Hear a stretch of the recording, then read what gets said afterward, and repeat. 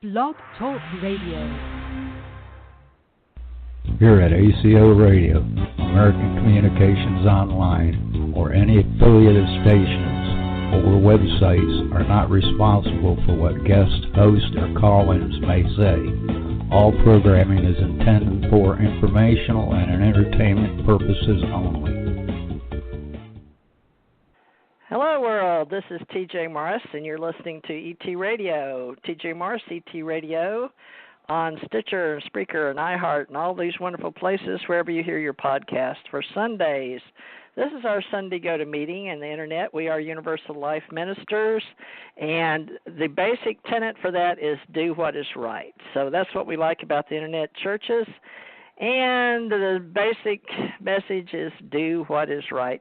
Now, we're going to talk today about things that are probably breaching the outer universes of what our target might be, demographically speaking. Our age, marital status, income, education, occupation, all of those things have been something to each of us in the past were factors that influenced us as ministers, but we don't cater to the young adults. Here we cater to gospel presentation as how can I get to heaven, so to speak. But first of all, you have to believe there's a heaven, right? But most of us in America, at least, that's where we are, made in the USA, are building relationships. Why do I want to stay in a relationship with another human? And why do I create these opportunities, okay, in cyberspace? And a lot of people are very lonely out there, and we really found that out yesterday with a friend of mine, Thomas Anthony Sinisi Hawksblood, or Thomas Hawksblood Sinisi, as he's known on Facebook. He is a minister of Universal Life with me out of Modesto, California. We have our ordained by a human. That's what's different about the other Universal Life. There were two, and we have a minister, Ken Ralph Kennedy Johnston, with our group in the ACO, Ascension Center organization. Also holds a ministry and helps keep our church together in social media. So our friendships are all about retaining key memberships, and so we hope that you'll recognize us. And right now, I've got Teresa J. Morris Ministries, my license pulled back up. But we can take donations if you're interested at AmericanCommunicationsOnline.com. That's our holding company, and we're hopefully going to have a nonprofit built. We've been trying for years, but we haven't really had any income, but this isn't the best time to start. But we're going to do our best to start today, and we've made a YouTube. We're starting to do content providing, and what do you do to join a church? Well, there's people all over that if you like what we say, they'll like the pastor. Most of the time, if the pastor leaves from a church or a group, we'll say the people are the church, they'll normally follow, if they can, if it's in their area, go with the pastor. So we hope that after 8 years of speaking to you on other things, that Tommy wanted to concentrate on his ministry. So we pray, we meditate, we worship, we talk about prayer and the point of people that need just a warm companion handshake sometimes, but we can't even do that lately because of our COVID-19. So we have a lot to think about rationally and relationship-wise. Now, I've never met Tommy Hawksblood, Thomas Anthony Sinisi, in this lifetime, but in this the only thing we have to be a member is do what is right, because that is what we agreed to have an internet church together, he and I, and another person, Janet Carolesson of Maui, Hawaii, Ascension Center organization, and she runs the network, social media, and our domain that Tommy and I don't, so she runs that for us. And basically it's a blog that hasn't been attended to for 3 years, but I talked to her today and said, look, I'm doing YouTubes now, and we're not going to let this ministry fall apart. My ministry was first based on music. I wrote music, which Tommy didn't mind playing in the beginning, but a lot of it was the old soul gospel from the country hills and from Ace Folk Life, which we worked with the Smithsonian and up in the mountains, and talking to people and learning of their history and their culture and how American Christianity just came to be in the mountains, and it was a lot of fun to learn about. But since then, my mother has passed over, my husband, and my daughter, so I've had a lot of death and dying around me, which really makes you question life in general. Now, and why we're here and why we're here so short, it's like Wizard of Oz. People sure come and go fast around here, So, Ascension Awakening is what I'm all about. I was born like an we have Andromeda Galaxy, which is a galaxy over, and there's a dark space between this galaxy where I'm speaking to you now in the radio airwaves out there, but our people out there in the universe can hear, and we have universal levels. And Tommy, I made a video for him based on what he had stayed up all night and made some listings of things that he felt were important to his ministry. And a ministry, you can look up the word, but basically, well, here, I'll just do it for you. I'll look up the word ministry because I have Teresa J. Morris Ministries, plural, because I started in music. Ministry's definition. So let me get that for everybody of what Tommy and I are doing while Tommy's getting his work. It says the work or vocation of a minister of religion. In certain countries, a government department headed by a minister of state. Now, when I'm listed as a minister of education with Santa Rosa County here in Gulf Breeze. There's church ministries, and we are a metaphysical ministry, one of believing in metaphysics, and we say Jesus was the greatest metaphysician that ever walked the earth. So you can have an officer of ministry, religion, clergy, service, function, and office for a minister of state and board of ministers and states. And Tommy and I have agreed to work and do all things allowed by law so we can be right in the United States of America. So our minister of religion and government performance and the duties that we have are through Universal Life Church, Modesto, California, and that's the Hensley minister, and he wanted to make sure that people knew that we were ordained through that ministry. There's another one, too. I've got the ministry from the other one as well, as so does Ken R. Johnston. The three of us are ministers, and we'll be more than happy to help you in social media, because basically that's where our administration is, our administration and our talking to each other and our outreach. Our outreach is run through social media, and the offices, duties, and functions we've had, we have articles and bylaws that we've been obliged to follow since 1978, and we renewed in the Golden Pyramid in Houston with Stephen Halpern, the godfather of New Age music, Stephen Halpern, and so we honor his music, beautiful pianist. And also unity churches because of what they believe in, but they are different, but in alliance, just by voice or vocation of ministry on the Internet. Now, you can have holy orders, cloths, church, worship, rituals. Tommy works more on the ministry of teaching workshops on what we call healing rituals, because he had some shaman belief systems in past lives, as well as he has been a fire dancer, and he's lived with Indian cultures to learn their music, and he's studied under Indian woman that's one of his mentors still to this day. So he likes to teach certain things, and it's all about what is your message. And if you're a minister, you're supposed to have a message and a mission. Now, my mission was to bring in alien civilizations exist, as well as the main spiritual soul level of Ascension Center Organization, Ascension Church Ohana, and the family. And the number one is love and be loved, and love and life. And Tommy wrote down several L words for the love and life and love and live. And let me see if I've got that right here. But I'd like to mention those while Tommy's working on his message for today. Let me get those because Dr. Rick Miller came on our show, Mine and Tommy's show. Light, love, liberty, life, and law. So those are the words, the L words, when we're saying do what is right. So the message today is light, love, liberty, life, and law, not necessarily in that order. Philosophically, love is the law, and do what thou wilt under the law, and all things allowed by law. So we can be a church and hopefully nonprofit, because we're surely not making any money at this, never have. It cost us money to do this. But that's just life in general. Now, what we're going to help with in the future is centrally how to be human, a humanoid, sentient, intelligent being during this time that we have many extraterrestrials that we're learning about, and our ancient history and New Thought teachings. So we have all of that, and we have the articles and bylaws. We'll be more than glad to send that to you, or you probably can find it on our directory in American Communications Online. If not, Teresa J. Morris, and I have Teresa J. Morris Ministries, and I have the Ascension Psychic, because we believe that we're all psychic, we all have abilities.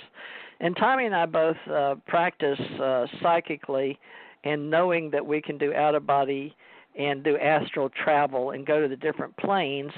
And we've figured out from different ways that we've read books and been with groups personally, had projects we've studied, and shifted among people with different groups and studied different places. His was New Jersey and California and Hawaii were the three main I've heard from him personally, but he can endorse all that and prove that with his neural network and who all he works with. But I've been a minister in Houston, Texas first, where I was living in 1984, but I claimed January 27th, 1974, when I died for the second time in my life. The first time was second grade with hepatitis, and the second time was having placenta previa, and they cut me open and took the baby out.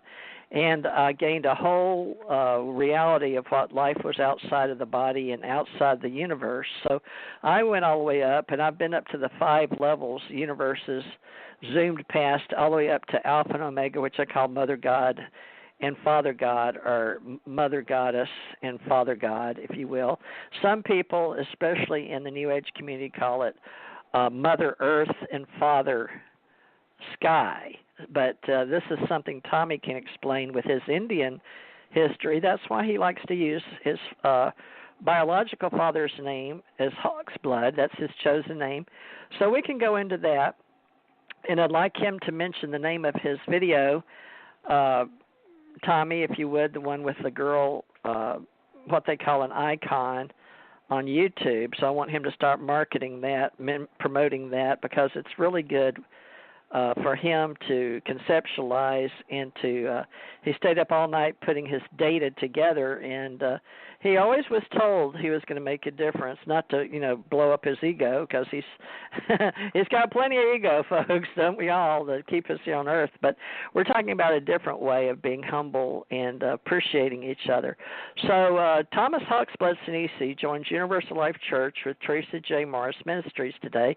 T.J. Morris, E.T. is host. T.J. shares Ascension Age.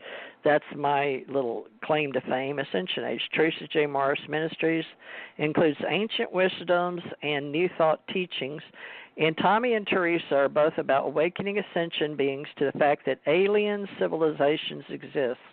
Now, not everyone believes that is the truth, but if you believe in a God and a heaven and a Jesus, maybe the wars in heaven were things you heard about, or maybe not, but people are talking about them now, and extraterrestrials, and they're benevolent and malevolent, and it depends on what side you're on, because if you're on the side of benevolent, you believe they're good and true, and that's the truth and what's right.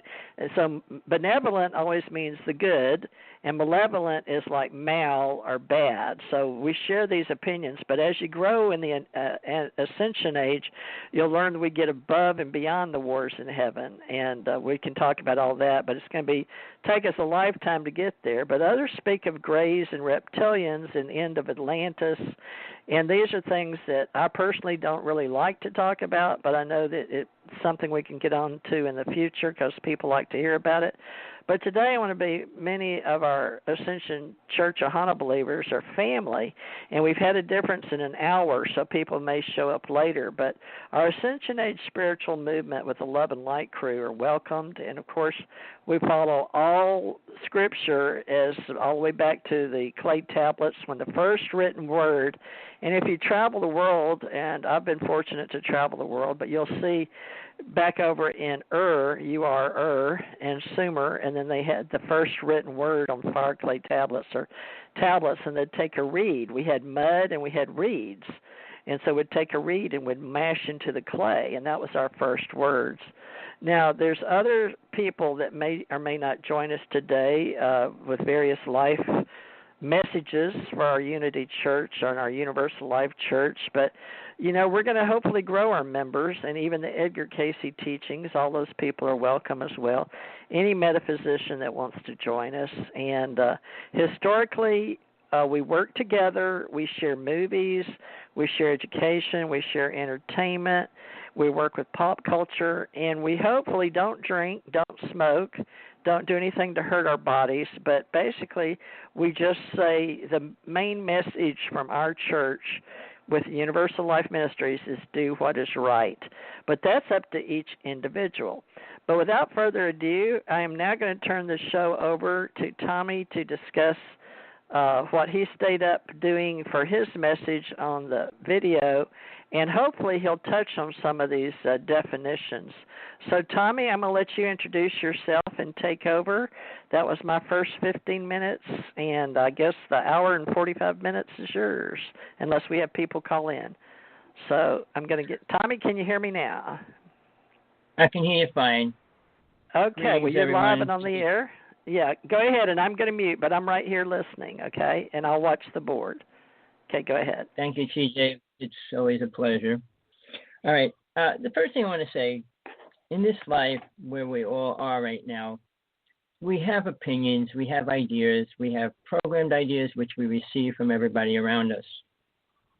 It's your place in your life to scratch through them, clear them apart, tear them apart, find the truth within everything you think you learn or know. Because there's always a truth somewhere behind things, and it's up to you to dig it out and pull it out of that. Because parents don't know what's right for another person.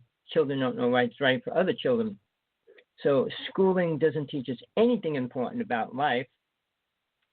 So we're in a scenario where we're being constantly programmed with everything other than something that's important to us as a spiritual awareness. And I will try to explain that. Now, before I get into too much about it, the word spiritual is being overused, and I say it's being abused by a lot of people, because you have to have a definition.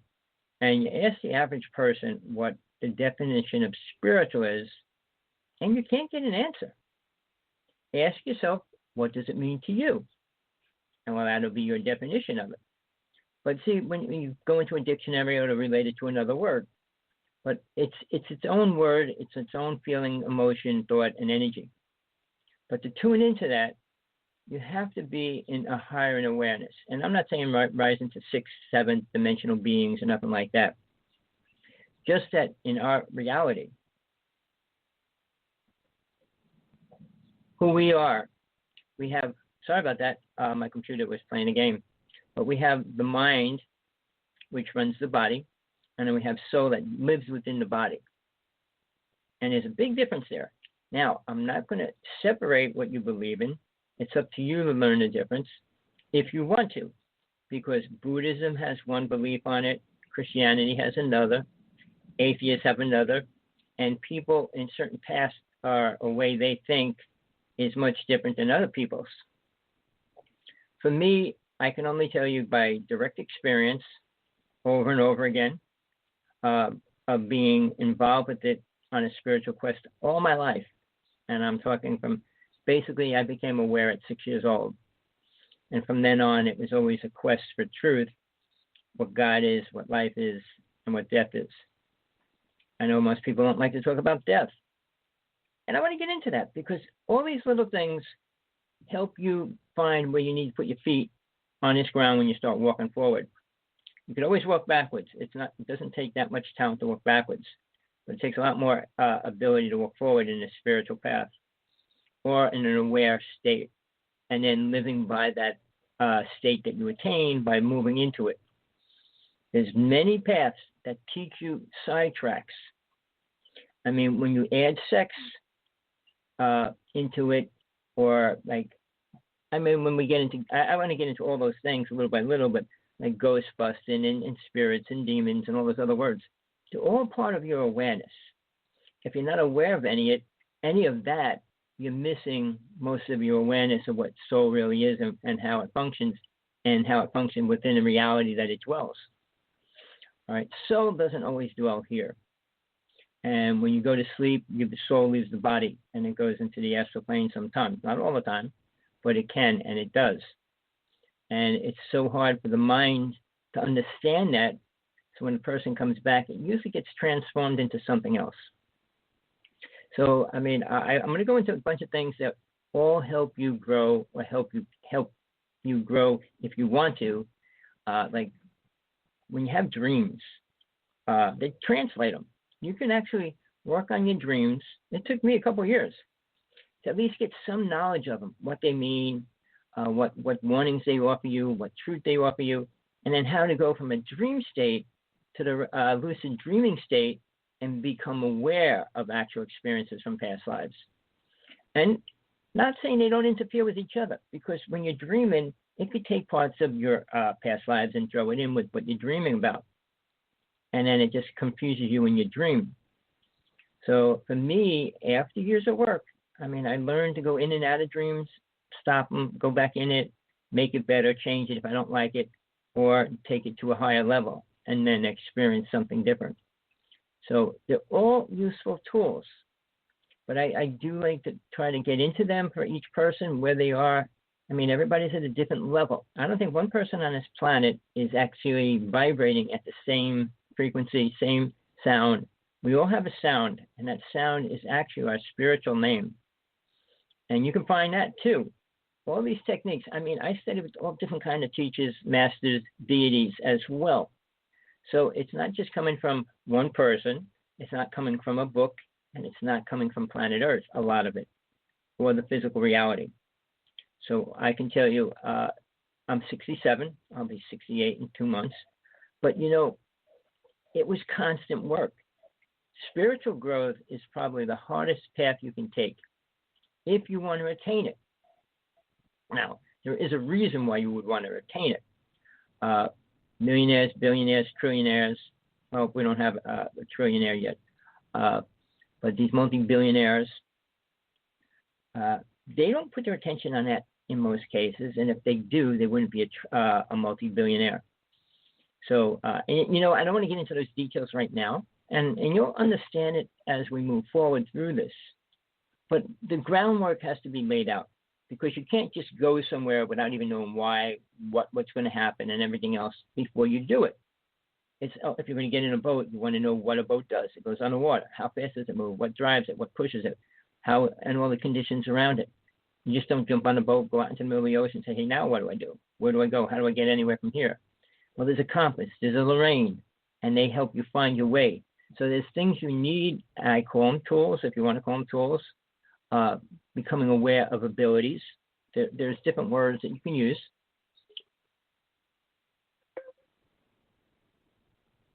I hope I'm back.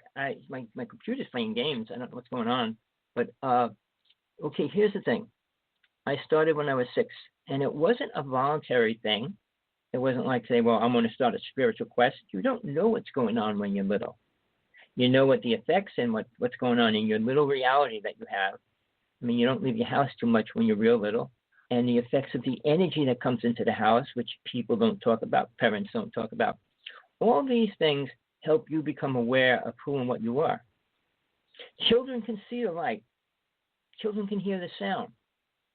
Children can see angels, beings, as well as demons. They're not protected from that, and they're definitely more open to perceive it or recognize it. And each thing is important, because later on when you leave your body, you need to see your angels or guides, learn how to trust them, understand, make sure that they're real or good or in the right kind of a being to be next to, that you're going to put your life or your soul into their hands. And you always have to be aware wherever you go, no matter what you do. Even in this physical reality, you can give all your heart and love and compassion to a person, and they could totally abuse it on you, or twist it, or take it, whatever. This isn't the end for soul at all. It's only the beginning for soul's awareness. And here's a statement I have to make now, because you might not accept it later on, and if you don't, it's going to be pretty hard to follow everything I tell you. Soul only purpose, it only has one purpose, is to find out what it is. All right? People say, well, to get a job, to get a home, to have a family, to buy a car, and all those things. They're just toys, for a word. I'm not even going to say tools, because those tools don't help you explore the worlds and realms when you leave this physical reality. All right? So when you say, well, what's my true purpose here? It's a simple answer, and nobody wants to hear it. They want to hear, well, they're here to change the world, to save mankind, to save animals, to save whatever. No, each entity within itself has its own direct mission to find out what it is. Even animals are learning. I was just going through something this morning and last night about little creatures, ants, bugs, and things like that, frogs, and what do they believe, what do they learn? And I came to an awareness, and this is interesting. You know, male and female, in reality, I think men think women are prettier or beautiful. In a fish world, it's always the men that are pretty, not the female.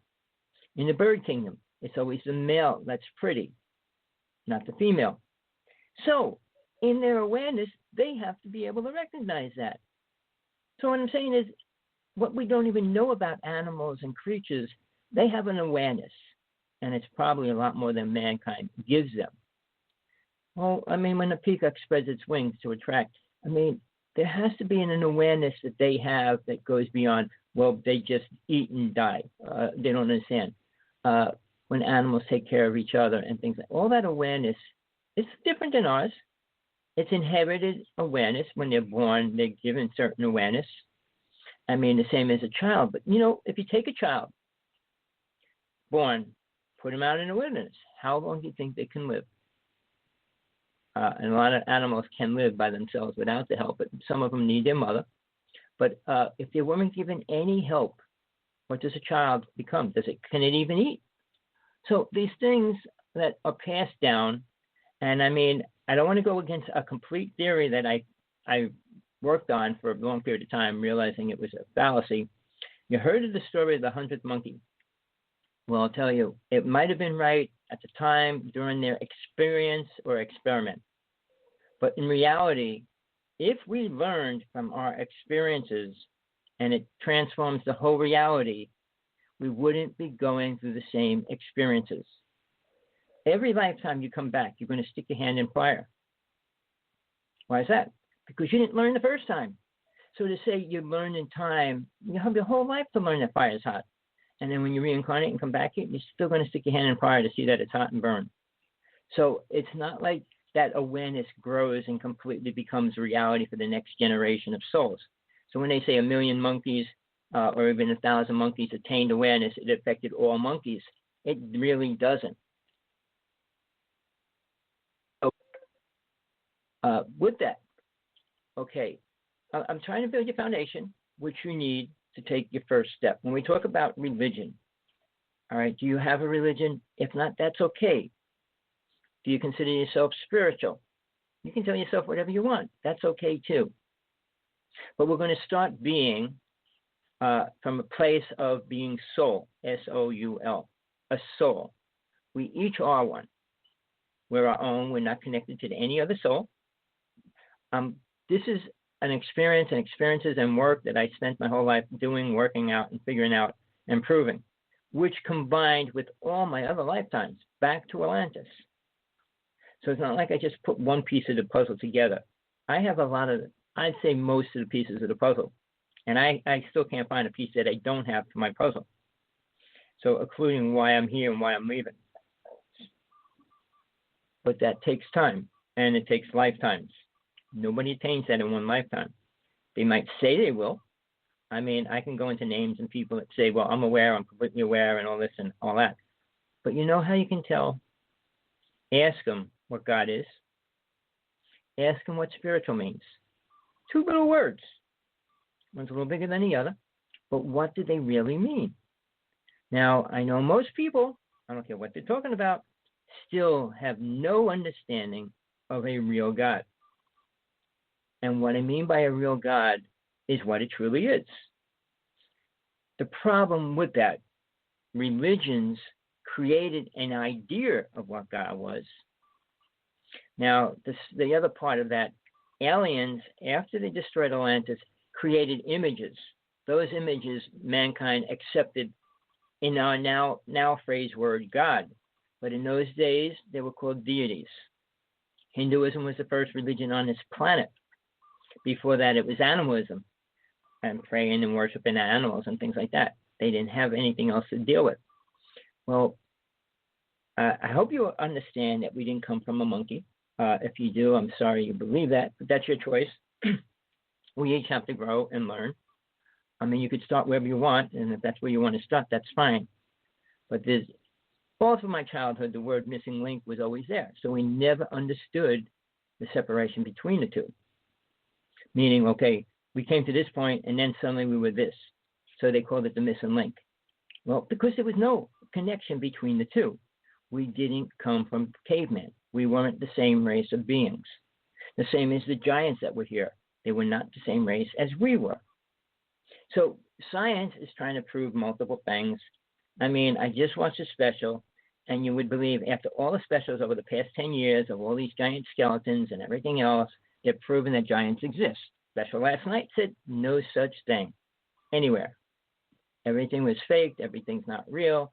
So when they just downplay it, that's true. I mean, even the book in the Bible that talks about it, the book that was taken out, the book of Enoch, talks about giants. Whether they were real or not, it doesn't matter to your spiritual growth. It's not going to help you grow any more faster by believing in them or not believing in them.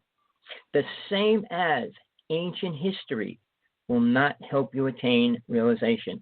And the first realization you need to attain is self-realization. And what it means, I don't care what dictionary says, it means understanding what you are as soul in this reality. Not when you die or anything else. It's this reality that you're in. The second phase of that is called God realization. That's when you can understand how God works with all soul. But both of them are pretty far from the average person. And I'm not using this word as a frame of ego or saying I attained it and you didn't. But it's something every soul needs to go through and learn. And if you attain self-realization, great. If you attain God realization, that's even better. But how do you prove it to yourself and how do you know? Well, as we go through the steps of these inner worlds and everything else getting closer to God, you'll find out. Because the numbers prove that most people are not spiritual. And when I mean numbers, Christianity has roughly 2.4 billion people.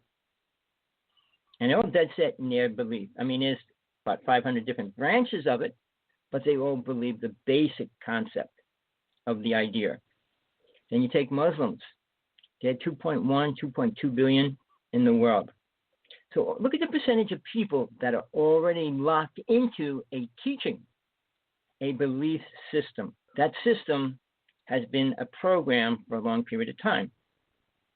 Now, Hinduism is a little bit different because it is based on supposedly deities they work with. Now, I'll say this. Deities, the word deity, what they are is real. I mean, mankind, it's even the same as the Ten Commandments, but in Hinduism, they created all these statues of the deities. In Christianity, you can't create a statue of God of any form. So there's a big separation right there. But Hinduism was dealing with these beings that they call gods. They were called deities, but we call them gods now. But they're multiple arms, multiple heads, multiple bodies, half animal, half this, and all that. So how real are they? They're all real to different levels of awareness when you start leaving your body. you'll meet with them as well. All right? Because they're real. They're not just somebody had a bad dream and created a whole idea of what they are. I mean, and real shortly, I had an experience. I spent 5 years dealing with the deity. When I was 6 till I was 11, I didn't know who it was until I was 25. I was with a Tibetan teacher of mine, master, and he says, well, you know who you're working with. And I said, what do you mean who I'm working with? I didn't know. I didn't know the word working with. I mean, I just knew this deity came to me, took me out, and brought me to places, showed me things, taught me things. And it had nothing to do with planet Earth. All right, I'll get into that as we start getting into the word traveling. But the foundation has to be created. You can't build a house without a foundation.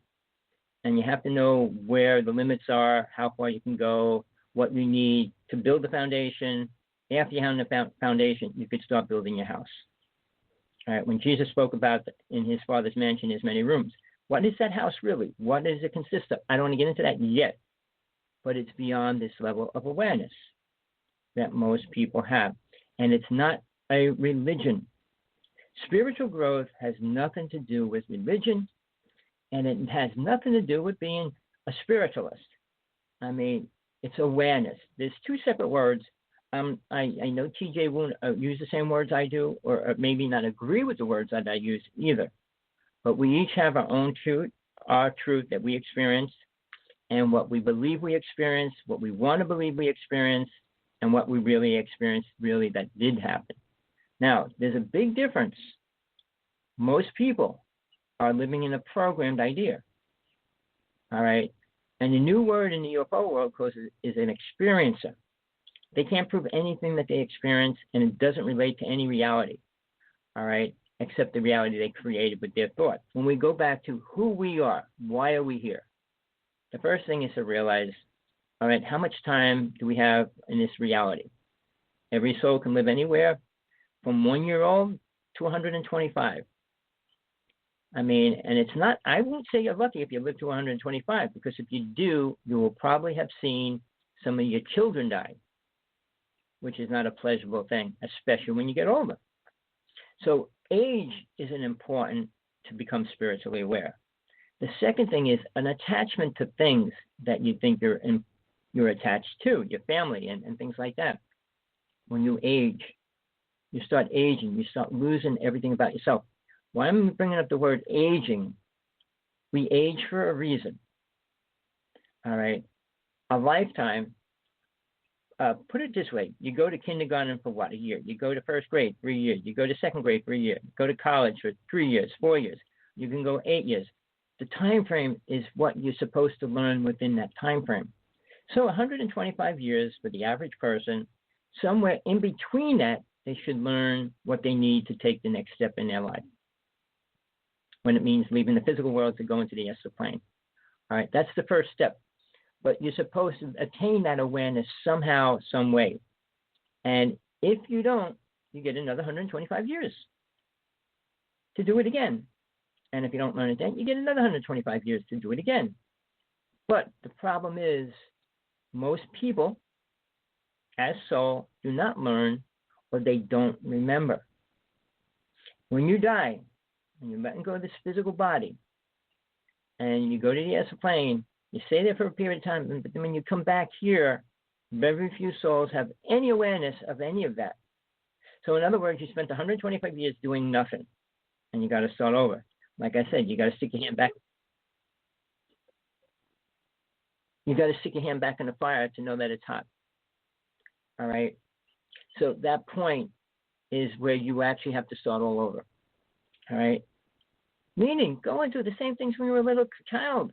And now what makes it even harder, since man has become more corrupted, more programmed, the ideas and thoughts are so far from the truth of reality, being pulled into the delusion and the illusionary reality that people want to live in.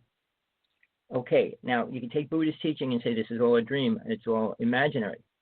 And if you want to believe that, you can live in that state, but at the same point, if that's all it is, you can change it and make it anything you want. All right? But see, again, it's all on your awareness. If you're not aware of God, you're not going to be able to incorporate that into what you create.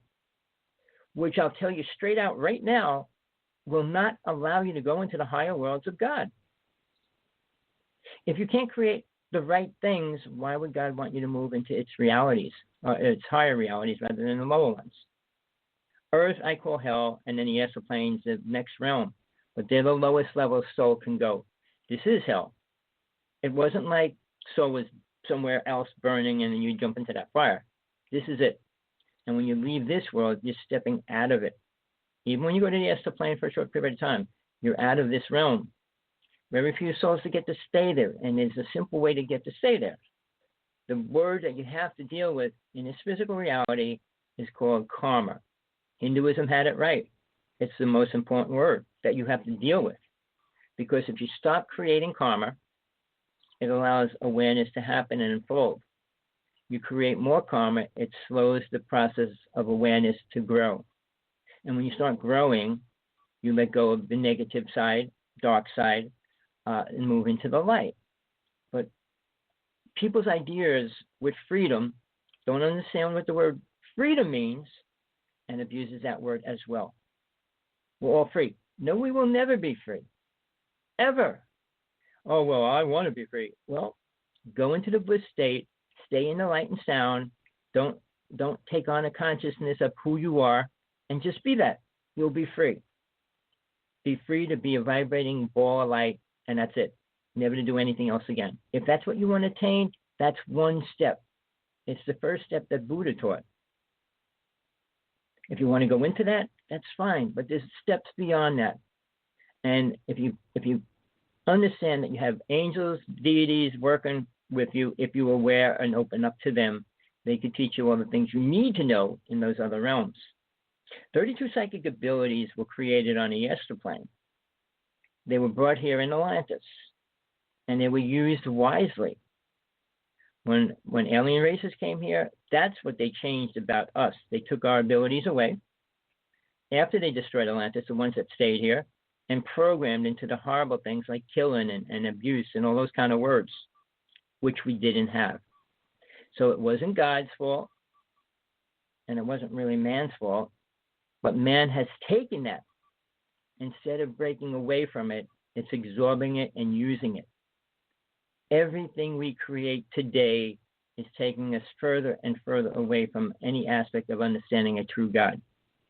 Sorry, people, it's not bringing us closer. Building spaceships, building submarines, building wireless phones isn't helping us connect. You're not going to call God up and say, hey, I got a new cell phone. I got 10G. I could talk to you now. 10 levels of God, so I could talk to God at the 10th level. No, it's not going to be like that, and it never will be. Science can only deal with a physical reality. When a proton, neutron, and electron, magnetic energy, Earth's gravitational energy, it's all in the physical reality, and it's a dense vibration. Each realm, when we get into the realms where soul moves into, become lighter and less dense. So the solidest form means physical. The astral form means the astral body, and you can see that as well. But it's not solid. You can't chop it in half. You can't shoot it and all those kind of things. So the solidness changes. And to describe it before we get into any details, it becomes much closer to a real light beam. Shine a light. See, go across the room, try to hurt it, destroy it, stab it, burn it. Can't do anything to it. So imagine that idea of not being able to be destroyed in any way. It changes everything. So there's so many things that we are working on at the same time in this lifetime. We are being pushed and shoved with the things that take our attention off of it. All right. Now, where do we start? Well, I'm helping you build a foundation. How much time are you going to put into becoming aware? Every minute, every day, every second? Where do you want to start? How much are you willing to put into it? Obviously, like anything else, the more you put into it, the more you'll get out of it. The difference between the word put into it and pushing into it is two separate. You can't push. All right, say the door opens into your house and you're inside the house trying to go out. You can't push on it to go out. You have to open the door in. So if you're pushing on a door, it will never open. And they always say, give the space to the door to allow it to open. And when you go into meditation, go into contemplation, when you go into doing a spiritual exercise, there's a lot of different words for that. Each one has a different content. What's the proper word? Actually has a different meaning and form, and it creates a different outcome. If you meditate on nothingness and go into nothingness, you attain nothingness. All right. If you go into meditation and focus on something, you'll get into that, whatever you're focusing on. If you're opening the door, focusing on that, that's an actual movement. And then actually seeing your spirit guides. You can't create them. You can try, but when you open that door, the angels or deities or beings, guides, whatever words you are attained to grow with right now, will be there. Every soul has at least two. At least two. I have three. Some people have more. But they're there with beings, or whatever you want to call it, that are vibrating with a level that you're able to understand and help you move forward. So it's not an individual path, like everybody would say. I mean, it's individual for you to do the work to get to that point. But when you get to that point, you're going to get help. The help that you truly need to move further. I mean, it's just like going from kindergarten to college. I mean, it's a big step, but guess what? You still need a teacher to teach you what you're going to learn. And just thinking a sad idea. People think when they die, and most psychics, people that work with beings and ghosts and spirits, think because you die, you become spiritually aware. Think you become an angel, and all those words. You do not. You're the same soul that was living in this body with the same awareness. Now you do experience death, and you see that there's a separation there. But that you think I'm aware? Do I think you're aware? Uh-huh. You answer it. Are you aware? I think so. I hear an echo. TJ, I thought I'd better let you know my kids just came by. So I was gone a few minutes, so I didn't know if you noticed. But no problem. How are you doing? Okay? I'm doing fine. I guess you weren't listening to any. That's okay. So, I was the first 15 minutes or so, but now you're at a minute and 12. So you've been talking almost a little at 30 minutes. So I haven't been gone but maybe 12 minutes. But I had to go get my daughters. They had my car. You want to come back in? No, I don't know where you're at in the storyline. So where are you right now? Okay.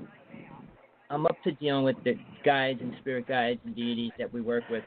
Okay. Well, now some people separate it by a conscious, subconscious, superconscious, and that's what I learned in Psi seminars and also Spiritual World Network.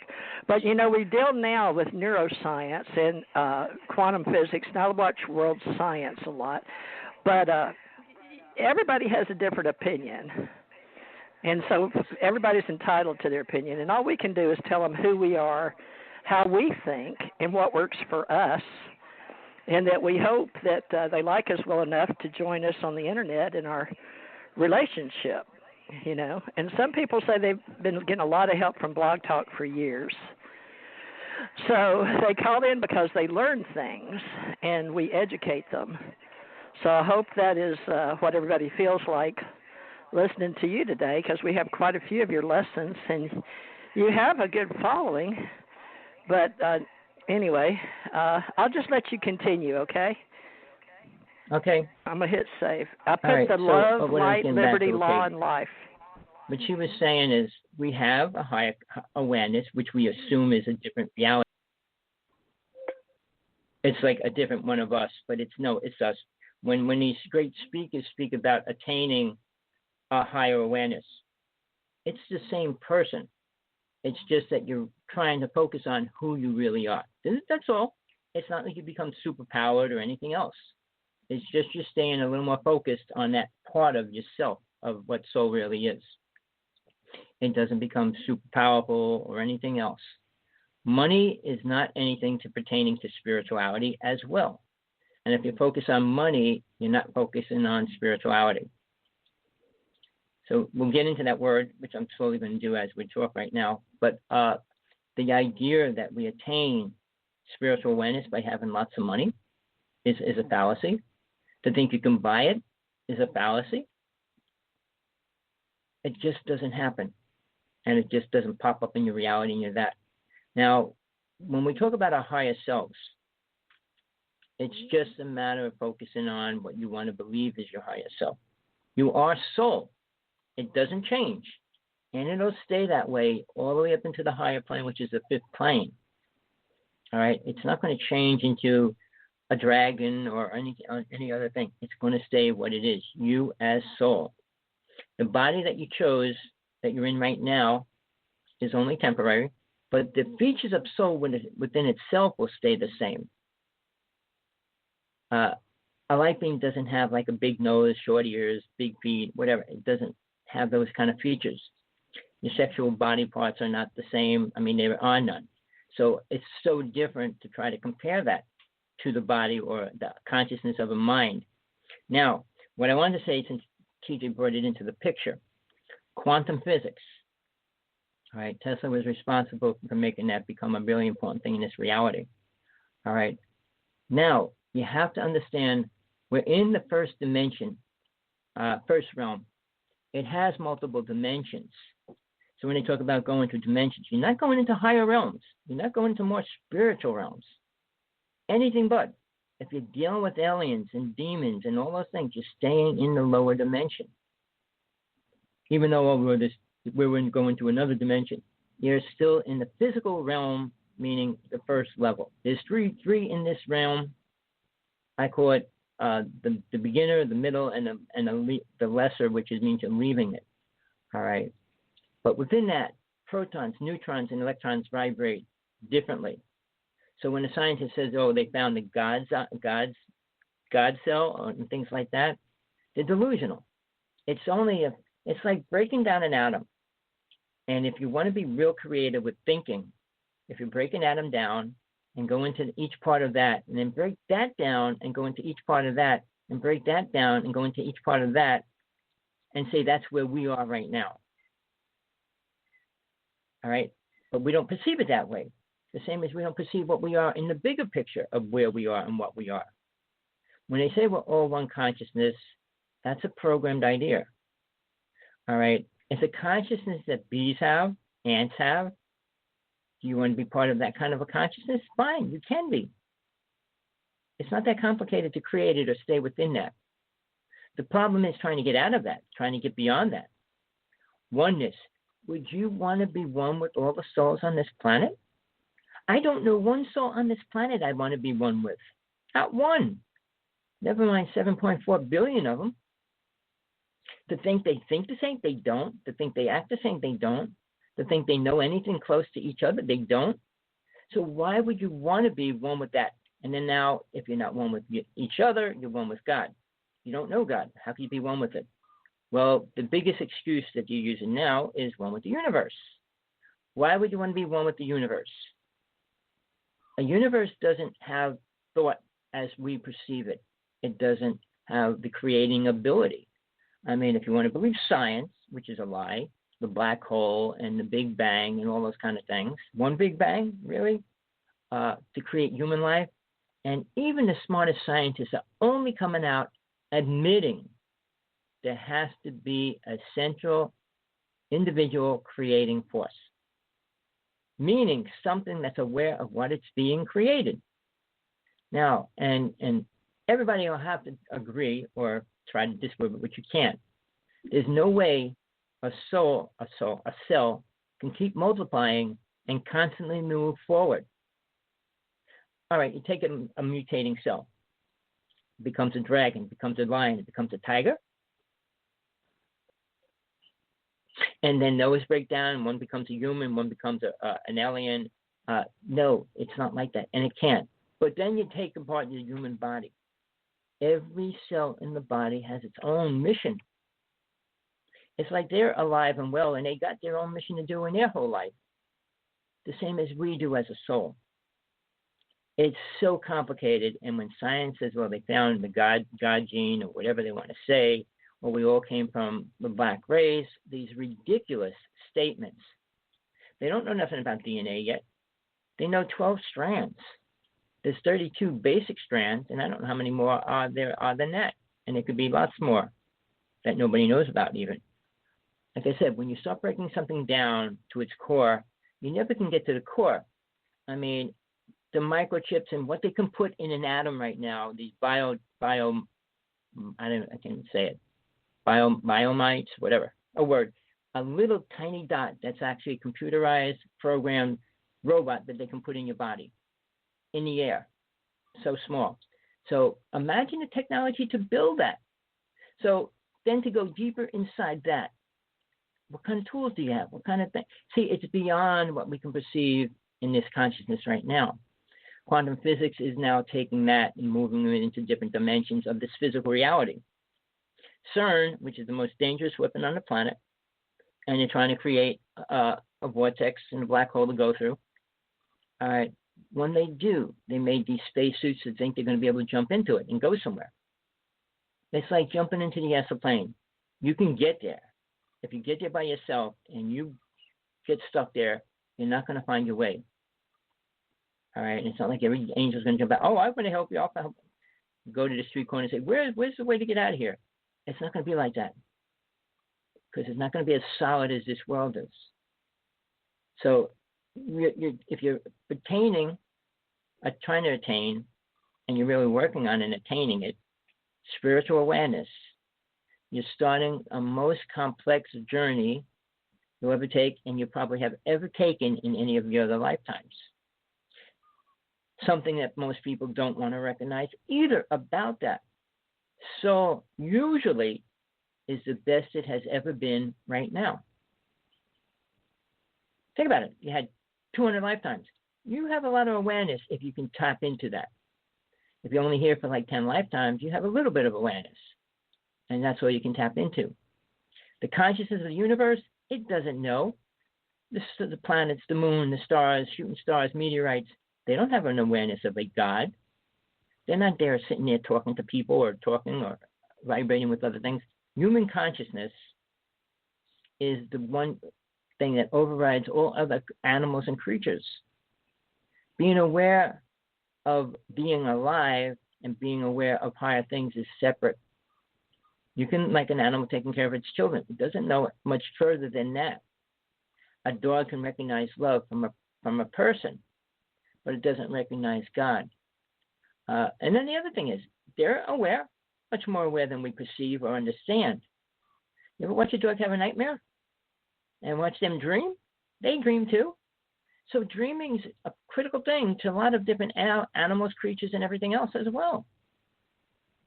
So there's a fine line between dreams and reality for a consciousness awareness, because if you can tap into that and use it wisely, it's incredible. Now, I'm going to sidetrack. I mean, it's Halloween. I watch so many ghost stories and spirits and everything the past 3 days. I watch day and night, constantly, all day long, all these different ghost shows. I have half of them recorded, and it's about, like yesterday and today, there was 2 channels on all day. So now, the other thing is spirits, ghosts, entities, poltergeists, all those kind of words. They're here now. So, and they're in a different form. They're not in the solid form. They're in their astral body. All right? Can you be in your astral body and be here? Of course. Can we be here and be in our astral body? Of course. So it's not too much different between the astral plane and this reality, except we're not driving around in the same car, the car being the body. So when I wanted to bring this up, the first time, and I think the person that did it, his is Ozzy's son, Rick. He's been doing a lot of ghost things for the past couple of years. And I really didn't even know it was him until recently. But he did a special just yesterday. The first time they had this incredible proof of an experience. And I needed to tell you because this can help you understand how we deal with it in this physical reality. All right, this lady said the house was haunted. So Ozzy and this woman that he works with went to the house. And they're talking to the lady. She said, I can feel it, I can see it, and all these things. So they set up an experiment, and it was on yesterday. I'm sure you can pull it up, but it showed, okay, what they decided. They said they're going to try something completely different they never did before. And I don't think anybody else ever did it. All right, what they did, they put the woman that said she was aware of what's going on, they put her in one room. And they put this thing over so she could only hear what they wanted her to hear, sound, right? Now, the other woman went into the other house. They were both haunted houses. They both had property and everything. And the other woman in the other house that was supposed to be talking to the spirits was asking questions in the other house. While this woman basically really went into a trance and started answering all the questions in the other house. So when they asked, Rick said something to the lady in the other house, well, asked the ghost, and she asked the ghost, and then this lady would answer. The one that said the house was haunted. And they did it nonstop until the very end, and the spirit said, I'm leaving. It's over. And then the spirit just left, and she says, they're not talking to me no more. But every question they asked her, she answered it. Where the body was dead, where the child was, and all these things. And there was no connection between the person that was asking the questions in the other house and her in the other house. It was incredible. I mean, I was into Ghostbusting when I was young and all those things, so it's not that incredibly crazy to me. But somebody that doesn't believe in ghosts and spirits and talking to spirits and all those things have a long way to go. So I don't want to pull you into that, because that will also sidetrack you. I spent years doing Ghostbusting. I was 14 when I started. I become a witch. I like the word witch. And then I worked with the Covenant. I was a high priest for years. I learned psychic abilities. I learned the most important thing about psychic abilities, and I'm telling you straight out. You don't, and you can't, and you shouldn't be using them here as a directed tool.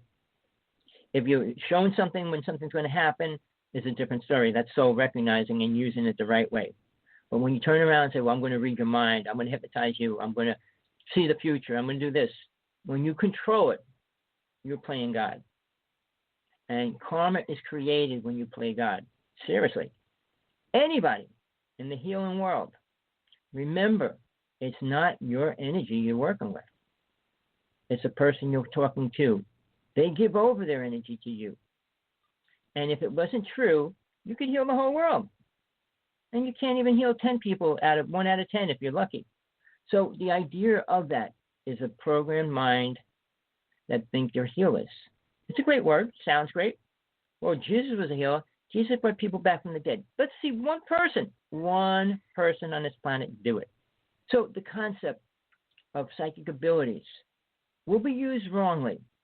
The same as Tesla said his inventions are not going to be used wisely, which they are not. We're destroying the planet with that alone. So do you want all this extra information?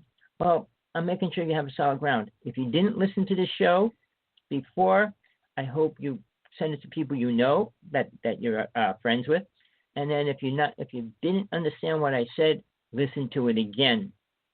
If you have a problem with anything I'm saying, please call me, text me, Skype me. I answer my calls, my texts, everything. I'm only here to give you truth that I know and I could prove. But here's something I'm going to tell you. I'm going to give you information that will help you attain God realization if you want it. I'm not telling you what I experienced. I'm telling you how you need to experience what you need to experience to become that and do that. There's a big difference. All these speakers talking about this, that, and the other thing, they're not giving you the technique. All right. Meditation is the simplest form of a starting point, but it's only the beginning point. Every step after that is much more complicated, much more complex, and much more directed personality from yourself dedicated to it. So when you're really ready, and I tell people this, I give people a simple technique to work with for 30 days, 30 days. Can you count them on your fingers? Can you count them any which way? 30 days. It can't be 20, can't be 15.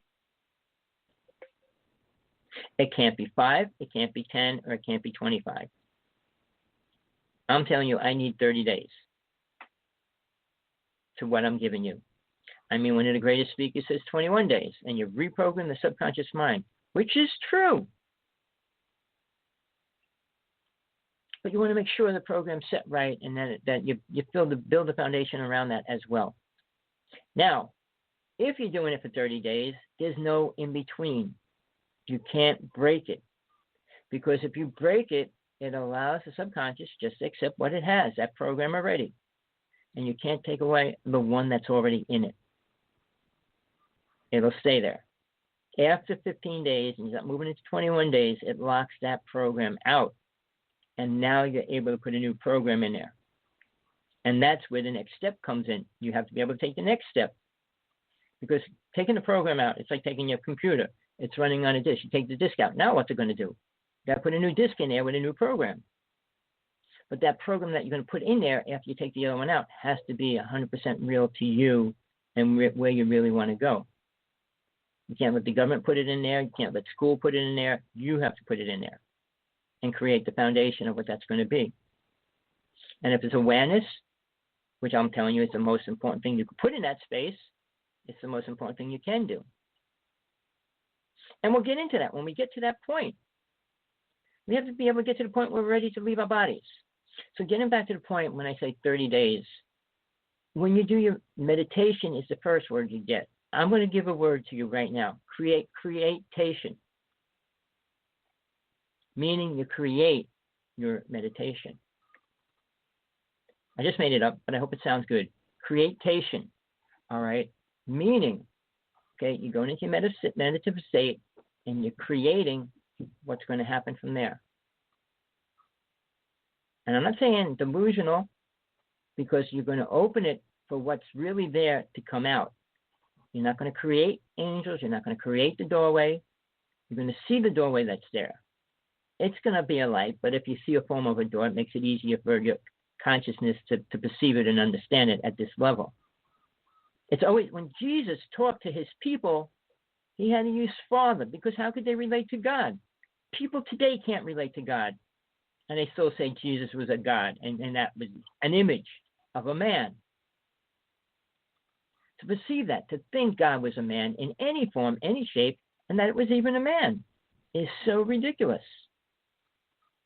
Sorry, people, I'm not dealing with Christianity, religions. I'm dealing with truth. God's not a man sitting there. All right? It's way beyond that. It doesn't have the form of a human body. It doesn't have sexual genitalia, or anything like that. But it's the most powerful force in all realms and dimensions. How it thinks is beyond conception of a human body person right now. I can say I got next to it. Does God talk to anybody? No, it does not. Well, Moses, no, the angels, deities. God created all those things for a reason. Everything in God's world has a reason. All right? When you believe that or not, it's true. Here is hell. And that's why Satan rules this realm. And please don't say, well, it's aliens and it's this. No. Satan rules all aliens and all beings that give in to the negative side. And what is the negative side? Two people could have positive and negative sides, and they're totally different. Other countries, they have sex with children. Children have two fathers, two mothers, and all those kind of things. I mean, all those realities that we create, mores, are created by man and usually rich people. It has nothing to do with God, nothing to do with awareness. I mean, they realize that if you have sex with your family, you can have misfits and all that. How come, if you believe in any kind of story of creation, there had to be a male and a female? And they had to have sex with their children to create a population. So why aren't they all retarded, all dimensional beings and creatures? And why did we ever get back to... See, stories get twisted. Science rearranges everything to make us not know the truth at any level.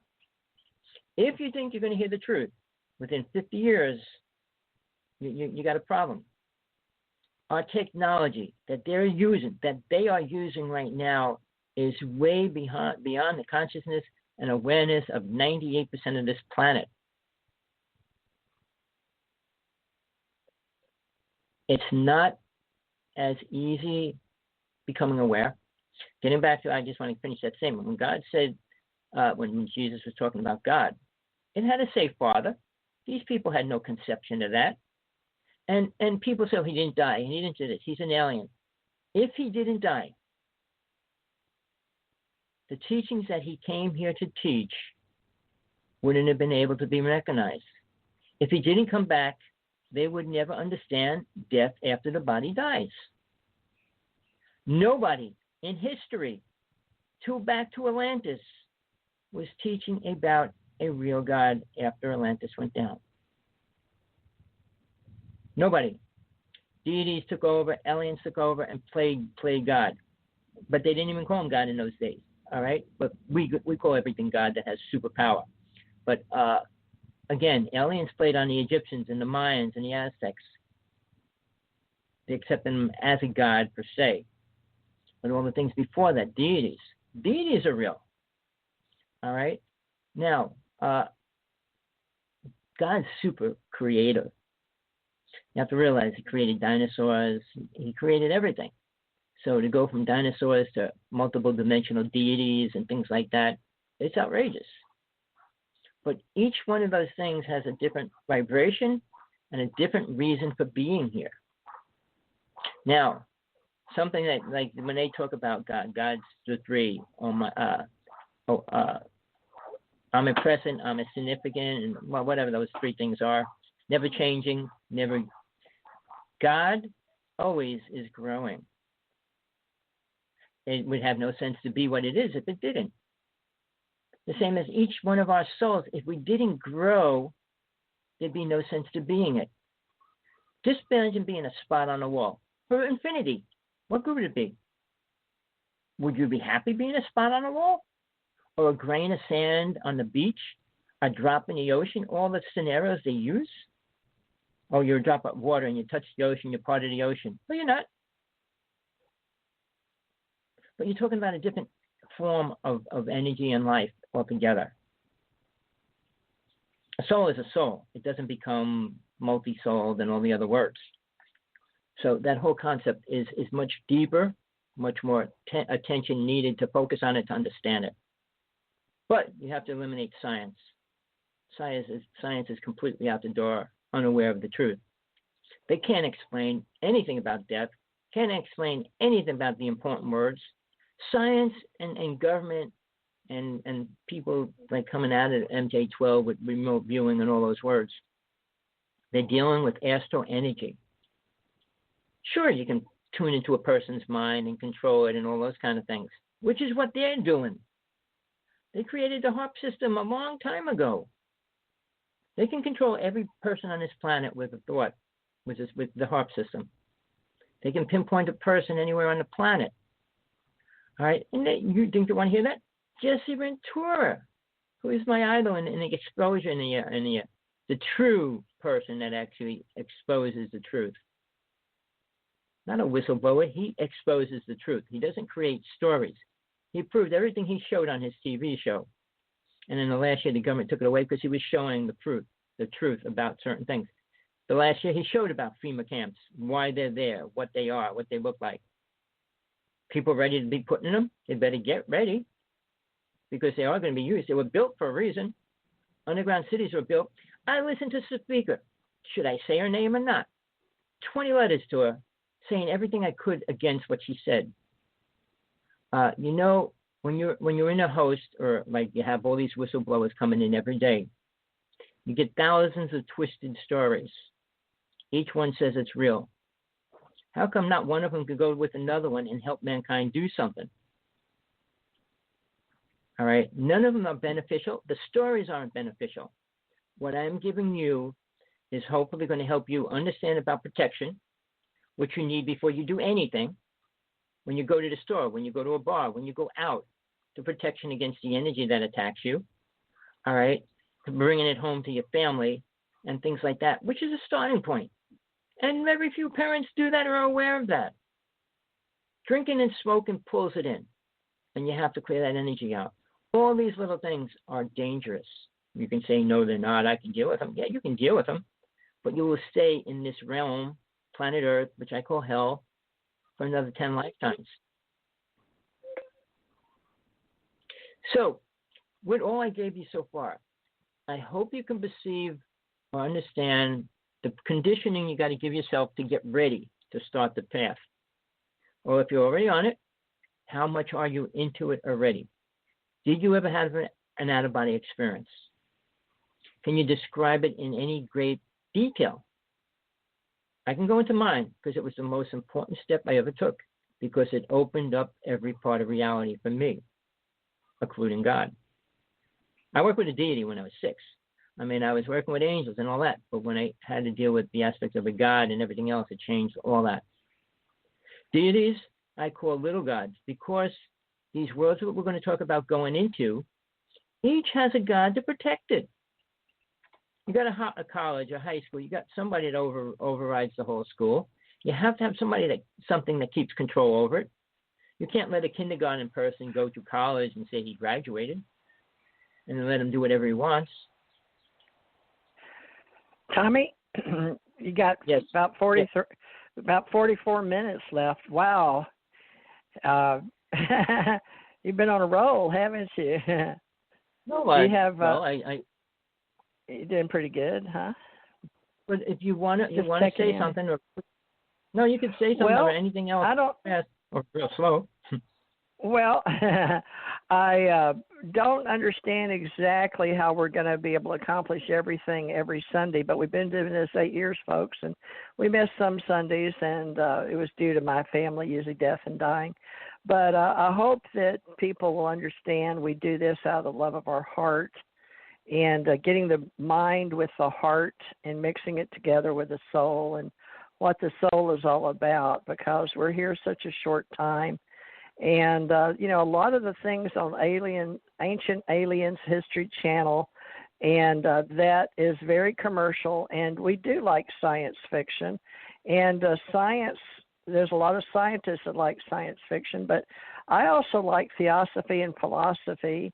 And I felt like my mission in this reality was to be here and usher in this ascension age, which is about awakening, ascension, and also the spaceports, which we're going back up in space. Now, not everybody may have the same mission, but Tommy's is a very high calling because maybe people don't understand how we use words and what we mean, especially academics, but having worked in government and out of government, traveled the country and seen how people live, and things are very different around the world. And we're not all born into the same culture. And in America, I know that we've been a melting pot for all other type of cultures, and I'm all about American culture and international relations. But, right now it's very fluid is the best way to say it. And I don't like to talk about the politics of the world. And I've noticed that a lot of religions, if I can just take a few moments, Tommy, are really about saving churches or evangelicals' way of thinking, or somehow they've separating people. And most presidents have been Christians, Episcopal or Presbyterian. You can look it up about religions in America. But God, the word God, just for everybody, is on our money, our currency in America, in the United States of America. It's in our Constitution, which is what we base our laws on, and it's in the Declaration of Independence. So this country, this great country, the United States of America, and I happen to be very privileged to have seen a lot of different religions being formed in America and studied a lot of world religions. But I would say the majority in America is based on God. Now, how they divide that up or believe, there's a lot of Hasidic Jews in America, and we support in America with the Christian faith and the Adamic faith, and that Tommy can usually talk about all three of them, which is Jews, Christians, and I always want to say Hindu, but it's not, Muslims. They all come from the Adamic religions, all the way back to Adam and Adama, and a lot of people believe that the Enuma Elish and the Atrahasis story and the Great Deluge stories and the stories of Noah and all those came from the On, and there's a lot of stories of U-R on YouTube's. Yeah, I can hear you. Can you hear me? Oh, no, I keep beeping out every 10 minutes for a second. I am? I am. Oh, well, that's on your side, but you've been real right. good. I've been listening to you the whole time. But I No just problem. thought I'd add in that a lot of the ancient cultures that we may not believe in, but I have the Ace Folklife for myths and legends as well. So a lot of our stories that have been written, we don't know, they're mysteries. So I would like to just suggest that God is the all-seeing and all-knowing, and men in our way of being, since we really don't know what the God source is really in the way we think with our limited thoughts, we're trying to do our best in neuroscience now to work out the fact that we are smarter academically and left brain logically, but we have our right brain too, and we're whole brain thinkers now. Even that's controversial. But Tommy and I have our own opinions, but we've been able to get along.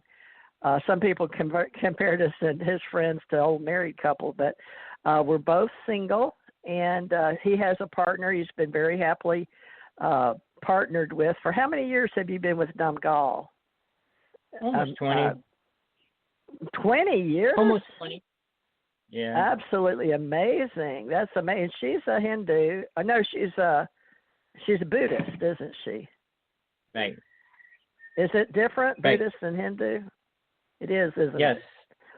So there's all type of world religions, folks, and I've learned something about in America, Tommy, that a lot of people aren't very educated about all the world religions, and that would really help people to understand and be less biased.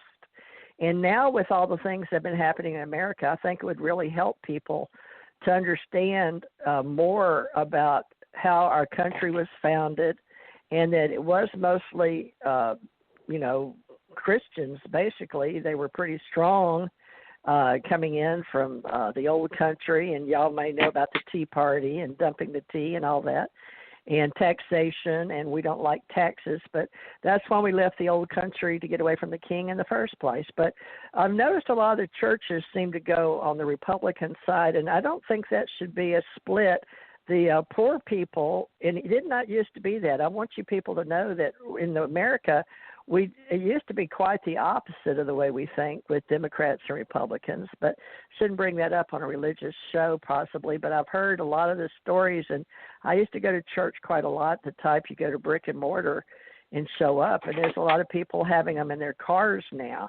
But Tommy and I have an internet church only on Sundays, and then occasional Wednesdays I'm going to have some of the females do a Wednesday show with me, and then Tommy does a Tuesday show. But if you like what you're hearing, we hope you'll come back and check in with us and see how we're progressing.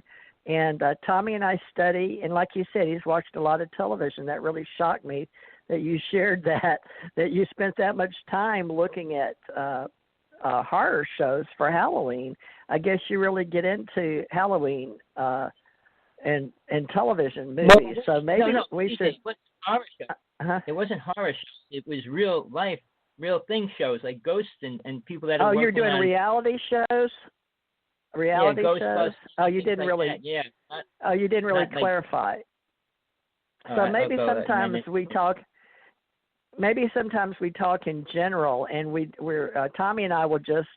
I guess you could say God gives us the gift of gab, whatever you want to call it, but.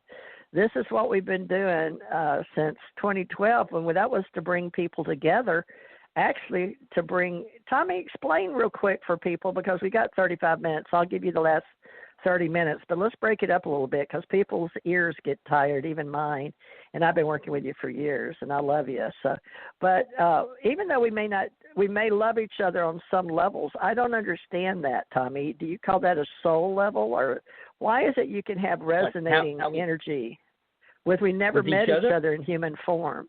Yeah, I'd like you to explain that to my Ascension community. How do we stay working together, and yet we're okay to agree to disagree, but we have some kind of strange union?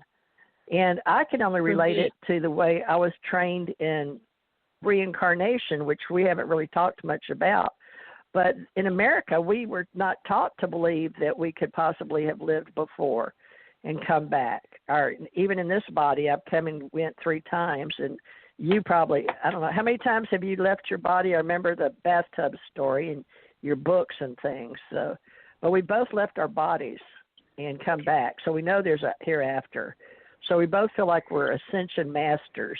And I haven't touched on that, but I'd like to have it today, November 1st.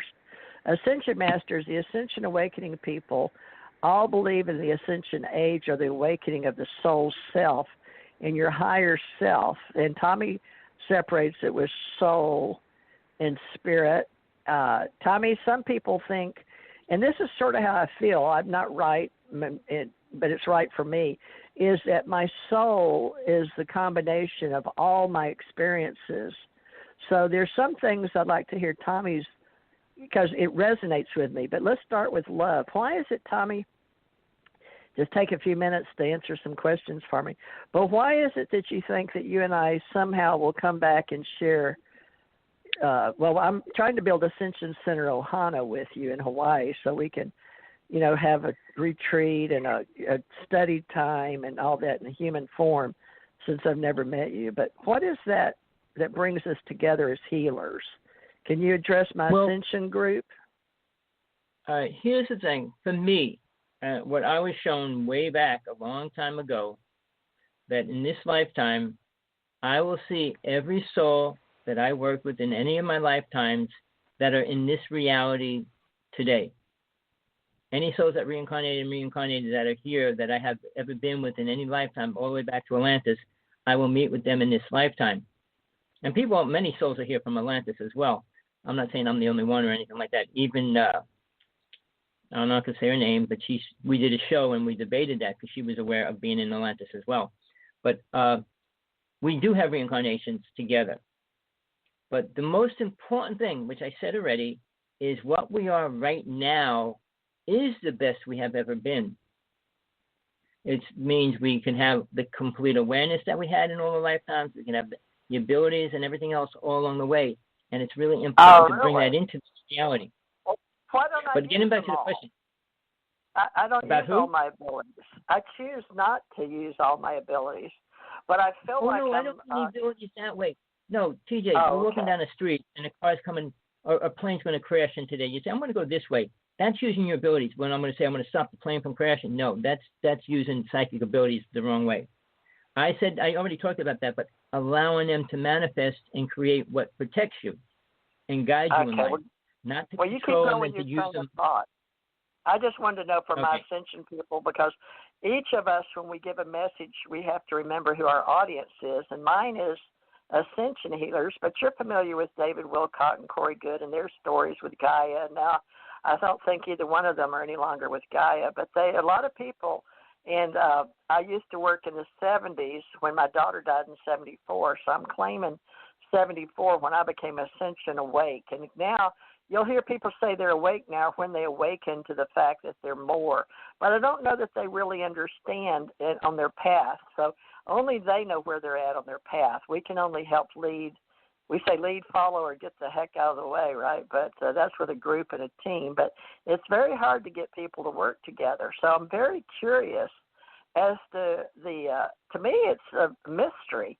Why does God and Jesus allow Tommy and I to work together? And I saw Jesus on a spacecraft in this reality because I was taken, and I have to own that. But for years I wouldn't, because I felt less than and like I shouldn't tell my truth. But Tommy was just out there.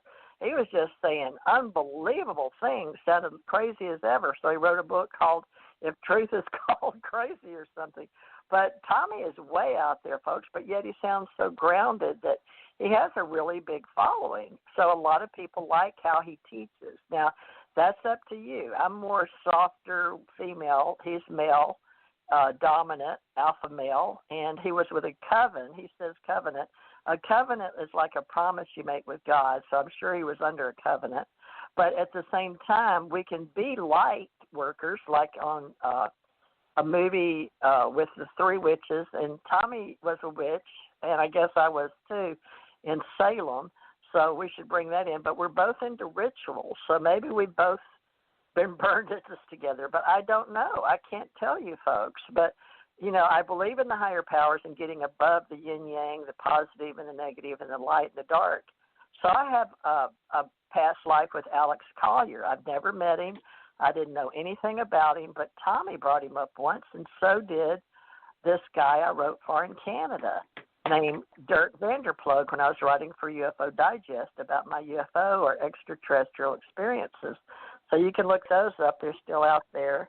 But I had never heard, but I had an Andromeda story because when I was working at another level of consciousness in this 3D reality, we call it the UFO secret space. But some people were talking about the payloads we were taking up with NASA. You can find those on dark docs now. They're showing what we were taking up or during 85 and Star Wars and all that. But Tommy and I have a love. I don't know what else to call it, a like. I guess we like each other. We call each other and check on each other. I think he has some type of psychic ability because Janet, our third party, we made I asked him to have a power of 3 with me off of Charmed was the show I was thinking, and then I watched Supernatural. But Tommy, there's something we created for the Ascension Age, but I was creating it for what we're doing today.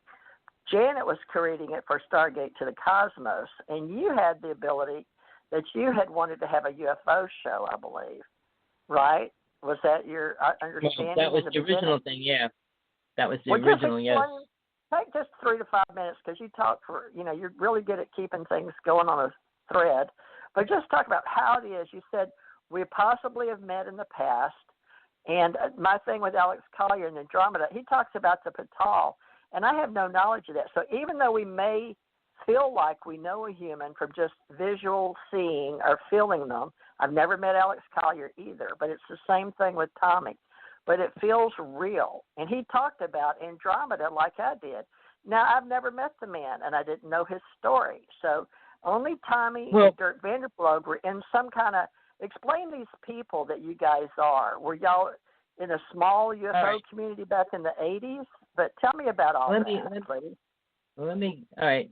I want to go over everything you said. It's going to change. It's going to change what we were talking about.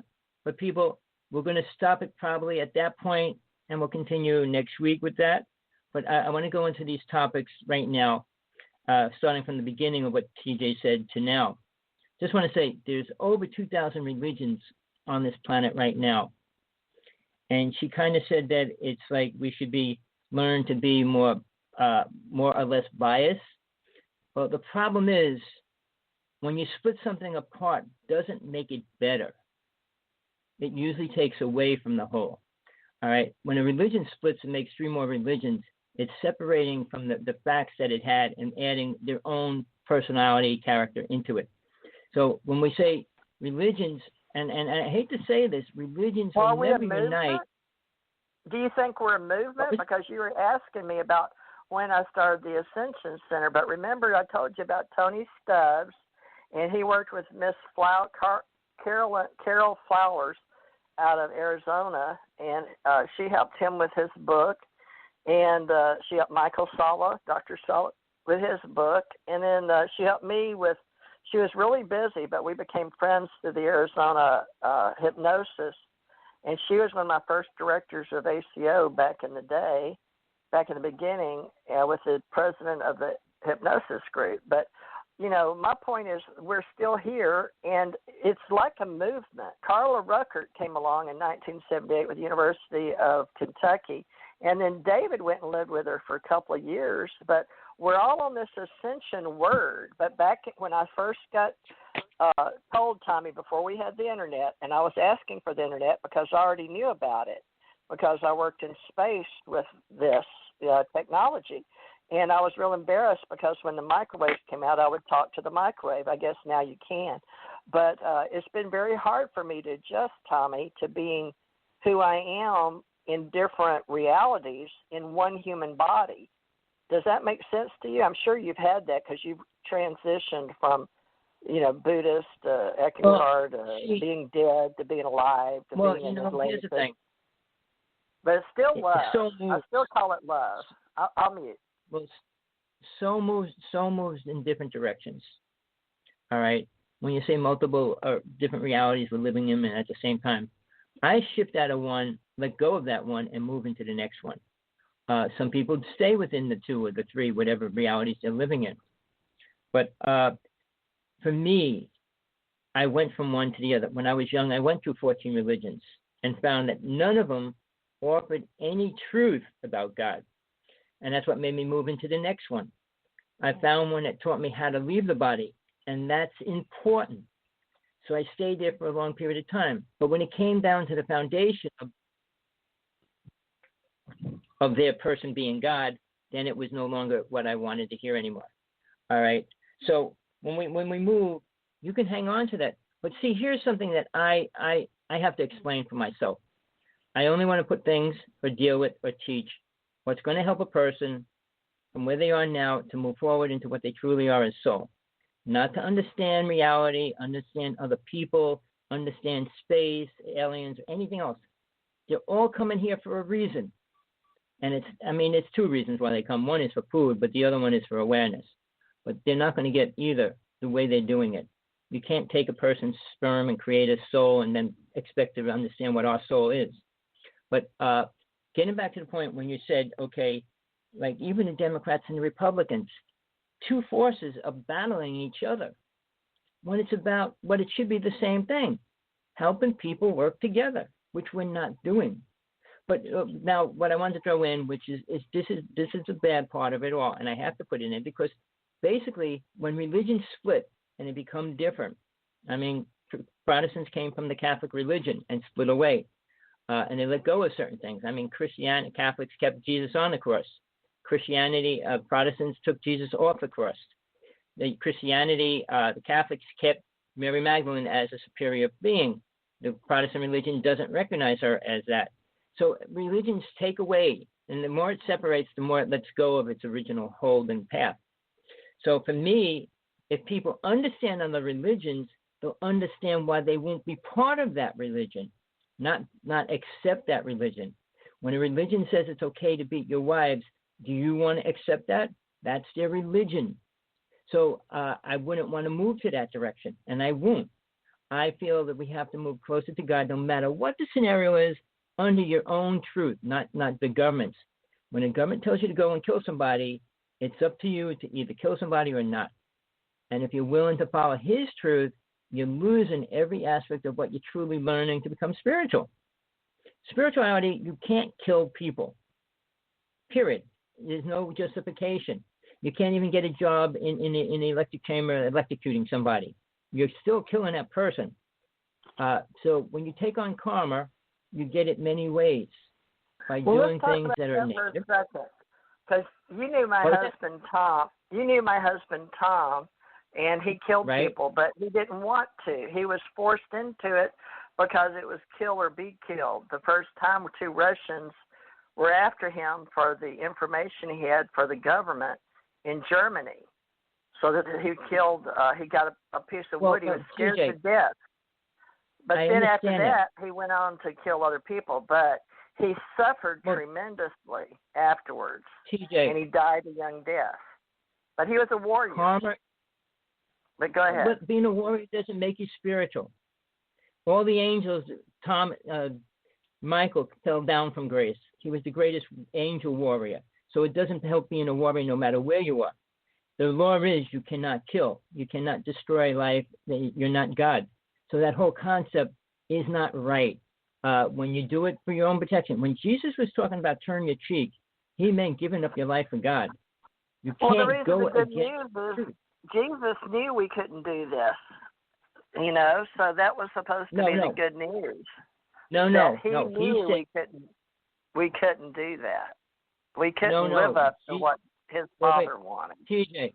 But let's go back to the love part of why we even know each other. Oh, well, let me just finish what Jesus said. That's very important. Did say there'll be some people coming out greater than he is. He said that. Nobody else did.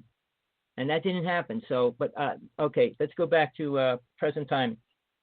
All right. The Pope himself is denying half of the truth of the Catholic religion now. So religions are falling apart.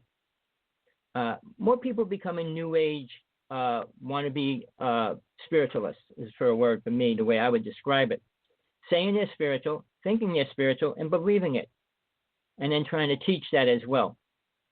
All right. Well, that's what we're Spirituality. doing, Tommy. So include me and you, because we're here together today, and we've got 20 minutes. So 20 minutes to explain why are we here and what's our message. All right. Again, I said it in the very beginning. Soul's here for one reason, only one. Not to create a rocket ship, not to create a nuclear bomb, hydrogen bomb, proton bomb, or any electron bomb. It wasn't here to do that. The alien races are not at any level close to where we are at a spiritual level of awareness. So when I said we are here for one thing, the only thing is to recognize ourselves as soul, understand it, and then travel within that body, not the physical body. And you don't have to travel in the astral body. There's 4 other bodies you can get into. And that's what you need to work on to get into. And I use the word ascending. You ascend from the physical world to the astral plane. Ascension, in my viewpoint, TJ has a different viewpoint of it. Ascension, only one person I know all through history ever went through it. Not any other being. Ascending means you attain complete awareness of the astral plane, complete awareness of all the 32 psychic abilities, and complete understanding and awareness of God itself. So that's when you ascend, because you have that ability to do it. Until you can go through all those aspects and understand all of them in 100% viewpoint and awareness, can you do that? But everybody dies. Can we name the 32? Because we have the 33 degrees of the Masons of going up to the architect, or they say for geometry, or the creator of the great architect of the entire universe. But I wrote them down. Even our country is based on Masons. But do you have all 32 that were found on the planet, or you go back to the Emerald Tablet? I used 3/4 of them. I used 3/4 of them. Well, can you share them with all of us? Because you talk about them an awful lot. No, I don't. But I want to say this. Did you have all of them in Atlantis, or was it Mu or No, here. Was the when I was a witch. TJ, what was left after when I was Lemuria, wasn't it? TJ, when I was working as a witch, I went through each psychic ability. Okay, well, write them down for us. I got a list. Basically, the United States says there's 140 now. But they classify throwing bones on the ground as a psychic ability, reading smoke as an ability, things they added to the basic 32. All right. But basically what I was going to say is they're extremely dangerous at every level. But the one I wanted to attain, which I didn't attain, but there's a lady online saying she could levitate a piece of paper. But I said levitation was the one thing I really wanted to learn to do, which I never did. But see, when you do something like that, if you do something nobody else on this planet can do, and if you go public with that, you suddenly become an idol, a target, a government object. They want you, and all those aspects. Uri Geller, I personally know him, and he had the ability to send a thought wave to kill something. So the FBI and the CIA both wanted him and used him. And if you don't know what I'm talking about, watch the movie Men Who Stare at Goats. All right, that was based on the story of that. So it became a danger. Any psychic ability, and that's why they have remote viewers. That's why they do the testing. Because once you attain a certain level, the government or the army, however you want to word it, can use you as a weapon. And if you become classified as that, then you're a victim to the government, and you become that. Psychic abilities, like I said, when they naturally occur, when you're sitting in your room and you get this image and you say, my mother's in danger, all right, and you call her up and she said she's just going to get on a plane, and then you say, well, please don't get on a plane, or something dramatic, and you realize the plane crashes or something like that. That's a psychic ability, but you're not controlling it. When you're going, you say, I'm not going to get up today.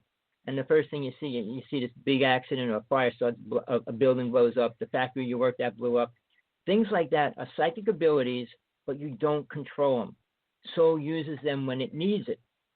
When you say, I'm going to go to a casino and win every number I'm going to play every number that's going to come out and win $10 billion, that's using it. And that is already an invasion of psychic ability space. And it creates so much karma. If you could read the future for 1 minute, just 1 minute into the future. I mean, deja vu, clairvoyancy, ESP, extraterrestrial, remote viewing is one of them. Astral projection is another, each aspect of that. But what I'm saying, if you go into a casino and you could read every number that's going to happen and play it, you're taking money, all right? And it's becoming an abuse ability. It's for protection. It's not to take away or destroy.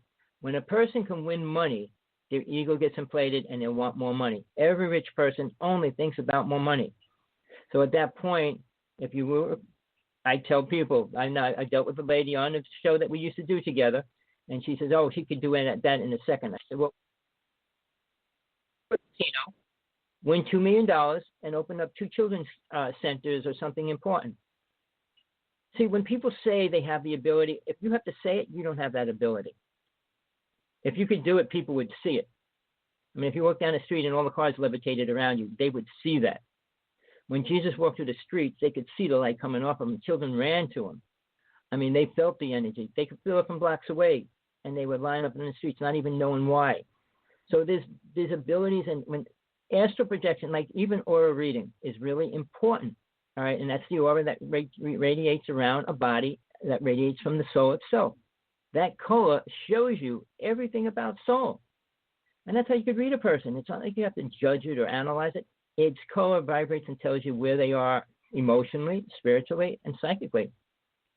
And I'm not saying it's wrong. That is a gift. And if you could do it, it's a gift to protect you. When you walk up to somebody and you see a black aura around them, a gray aura with all holes in it, you know they're a danger. All right?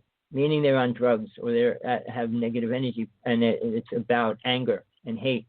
So energy is based on color as well. I mean, there's only 3 primary colors on this planet, in this realm. And the astral plane is 32, and then on the next realm it's 64. And the numbers keep doubling. And you couldn't imagine colors because we don't have them here in existence. When you can only mix 3 colors, you're only going to get those amount of colors. I don't know what the exact total number is. But again, the abilities can be used if you let them use themselves. I was empathic for almost 2 years. It was the most horrible time in my life. Being able to see with your inner eyes and hear a person's thoughts, what they're thinking and saying to themselves. I couldn't stop it. Everywhere I went. And I turned it down for a lot, but it was always there. And now you say, well, that's your imagination. No, what I did, and I never believed it for about a half a year. I had to challenge one person a day. If I saw 10 people's thoughts and heard them and everything else, one person I would always challenge, either in the middle of the day or near the end of the day. Like I'm walking down the street, and this guy is saying, well, I'm going to get a motorcycle and do 100 miles an hour. And I said, do you think you're going to get a motorcycle today? And they would turn around and say, what? And they would freak out. And when you hit a person with truth, they freak out no matter what. But the problem with it is why I had the worst time of my life. Out of all the souls, out of everybody I walked past, I never felt somebody talking to God or having the conversation or having that kind of awareness. It's always about the job or work, a girl or a boy, this or that or the other thing. Where can I pick up drugs? Where can I do this? It was never spiritual.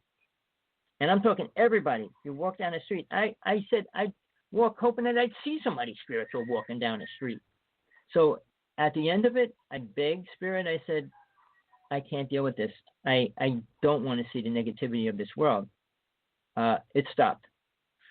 But even reading auras, I could see everybody's aura everywhere.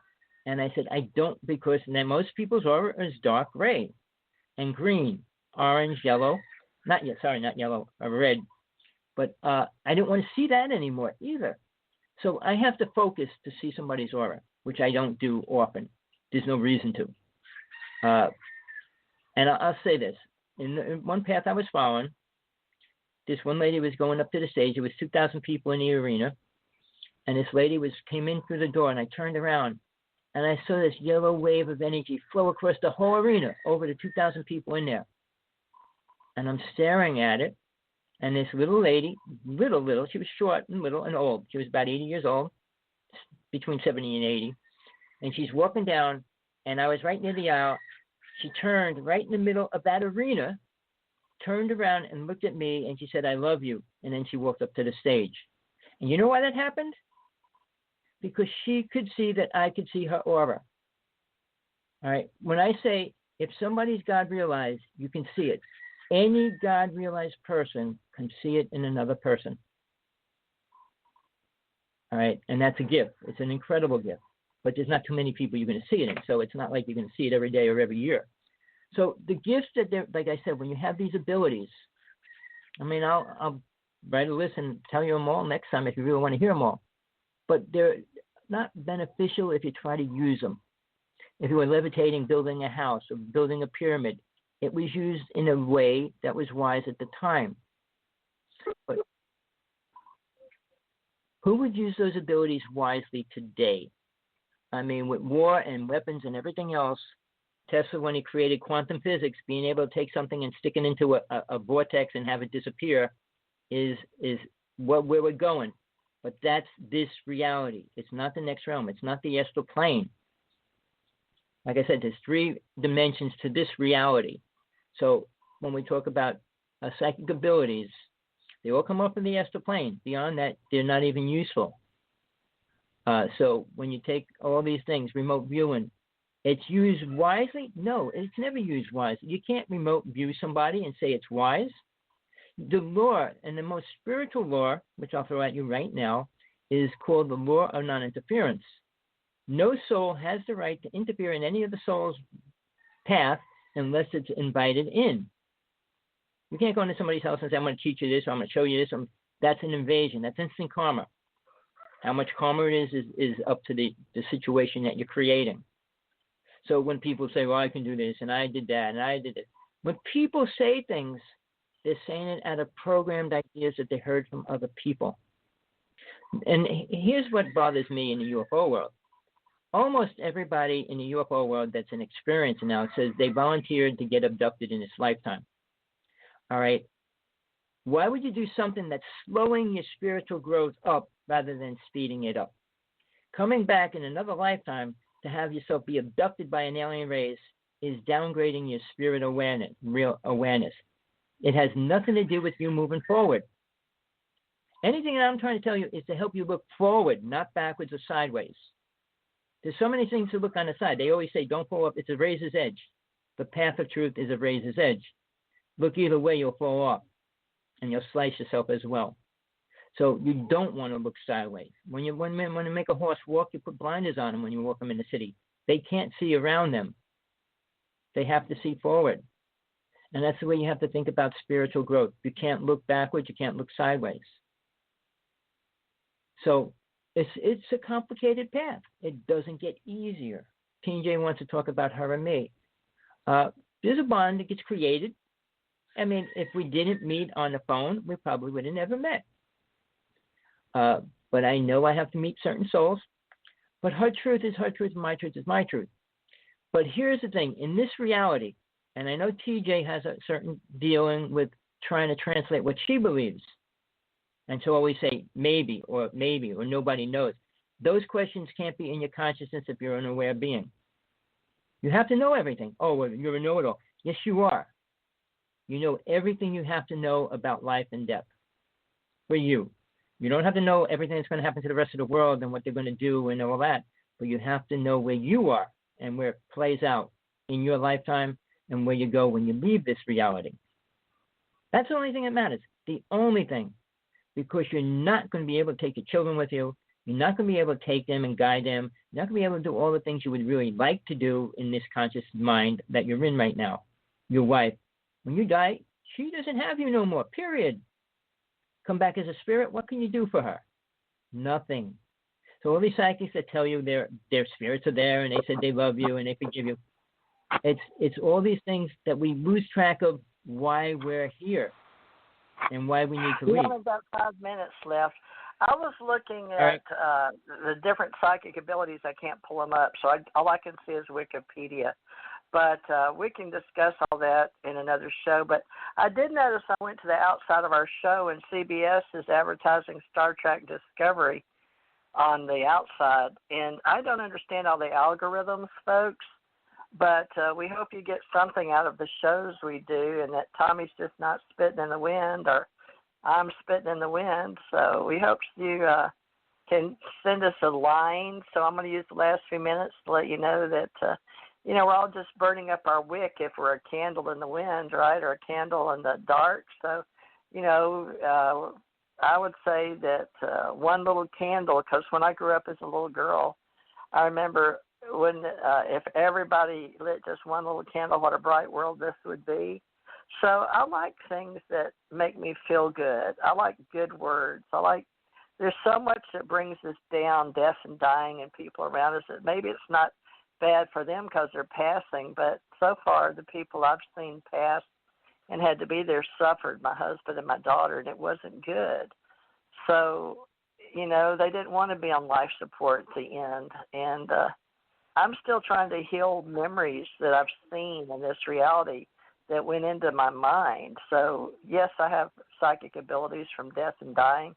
That's the only way I think I could have got them. But, Tommy, I want to make people feel better about if they have and if they need help in my group. So that's, if we've got clairvoyance, and I'm a precog and I know that, and I see things, I can see them in dreams before they happen, and then I live them out. I can see houses I'm going to live in, and I live in them. So I have all kind of firsthand intuitive thoughts and talents, and I've trained over 1,500 people. I lost the book, but I used to have all their names in Hawaii when I was training for 4 years, and advertised, and people came to me. And then I have the Ascension Age. And the point was with Tommy was he came to me with Janet Carol Lesson, both of Hawaii, that had met and talked to each other. And, they both agree to disagree, but I love both of them, and they're both interesting. And all three of us are just uniquely different. But today I put Edgar Cayce teachings on our show, Modesto, California, Unity Church, Ascension Center. And I also put that we like science fiction. I like Philip K. Dick a lot. A lot of people, I put Star Trekkers and Star Warriors. I put we share fandom in Star Trek and Star Warriors and space travel, but I don't see it on the outside because I did it while we were here. But that must be why now I can't get into it, but it must be why we have some advertisements. So everyone, please be aware that now where we are in this reality, that everything you say that comes out of your mouth, that goes into your smartphone, that goes into your computer, that goes into your tablet, that is you now. That is your avatar inside cyberspace. And you're being tracked by not just our country, but other countries, especially on these radio shows. So people know this. So you are the power of your voice, your thoughts, your words, your deeds. So if you can't help somebody, please don't hurt them. That's one of the Buddhist things, and the Dalai Lama said that. And I've always remembered that. So we've only got a minute. But, Tommy, tell people on our show, how can they reach you? Thank you, everybody. I give my first two books away free as an ebook. Get in touch with me, Hawksblood1, HAWKSBLOOD1 at AOL.com. If you want to talk directly, please Skype me, SK, Skype. And then just my name on that is Hawksblood2. It's 1 and a 1, so it's really 11. But Hawksblood11 on Skype if you want to talk directly. Or just 2 I's or 2 L's? 2 1s. Did I go 2 1s. 2 1. So, okay, HAWKSBLOOD, Hawksblood11 at AOL. Right. He still has America Online. I don't know if Ted Turner owns that anymore. Who owns that? Does AT&T own AOL, or who owns AOL now? Oh, no, they joined a couple other companies, I think, not Google, one of them, Microsoft, and they're partners with a bunch of people right now. But they're always changing as well as every other company. Verizon so and whatever Yahoo and AOL. Looks like Verizon bought AOL for $4.4 billion. Wow. That's a lot of money. And then Verizon bought Yahoo for $4.5 billion in 2017. Yep. So Verizon is like way up there like AT&T now, huh, Tommy? And Tommy worked for Verizon, Bell South. Or Bell Atlantic. Bell Atlantic, right? Bell split up, became Verizon. It became AT&T. I mean, it split up. So yeah. Let's hope that's what they want Jeff Bezos to do with Amazon, and let's hope Facebook gets broken up, and let's hope, all the big companies get broken up to help the little people, the small businesses. No, we need more money together. What? When I worked for Bell Atlantic, when Bell Atlantic and AT&T, they split them up. Since you can't be two companies together, and after they split them up, they allowed them to form all these other ones. So it's contradictory. Well, now there's Verizon, AOL, Yahoo. They're letting the bigger ones all be big conglomerates again. Right, Huge. Exactly. AOL, Time Warner, New York. Wow. One world order. The word one world order, which we didn't talk about, but that's what it's going to become. UN Agenda 21, people. It's happening this year. Check it out. Look it up. Find out what it is. UN Agenda 21. It starts this year. It started 10 years ago. You're talking in 2021. We're starting Agenda 21. Yep. But that's what it's on about. Your show Tuesday.